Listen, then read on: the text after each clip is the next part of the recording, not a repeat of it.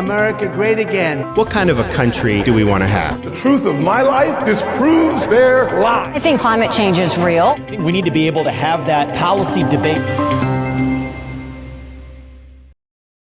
Republican 2024 candidates have almost all used the term weaponized to describe the Department of Justice during this election cycle. But all of the candidates have discovered they cannot speak about the department without addressing special counsel Jack Smith's dual cases against former President Donald Trump, in addition to a forthcoming one anticipated in Georgia. The former president himself has come out swinging on a near daily basis against the DOJ. The ridiculous and baseless indictment of me by the Biden administration's weaponized Department of Injustice will go down as among the most horrific abuses of power in the history of our country. He has pleaded not guilty to charges in both of Smith's criminal cases against him, the Florida case related to classified documents, and the Washington, D.C. case related to the 2020 election.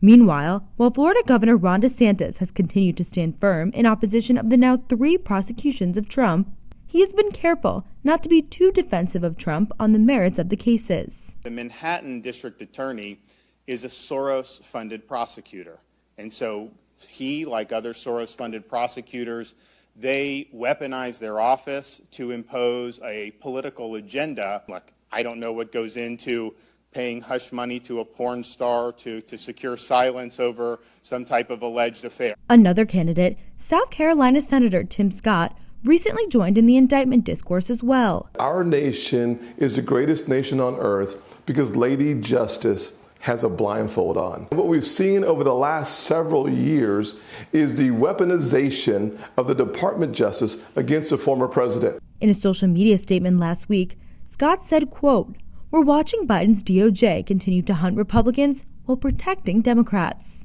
Nikki Haley, former governor of South Carolina and U.S. ambassador to the UN, is also in the running for the GOP nomination. Haley has tapped into how unpopular the Trump indictments are with Republican voters by strategically condemning them.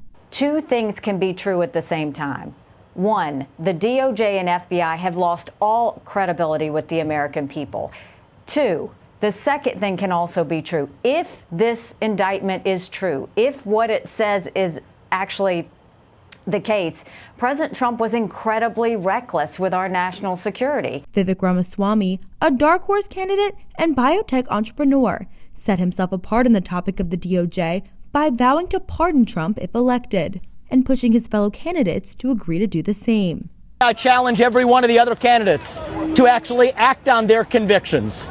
If you're not going to pardon President Trump on January 2025, you deserve to say why. He has even called for a complete shutdown of the FBI. Today I am pledging and reasserting my commitment to shut down the FBI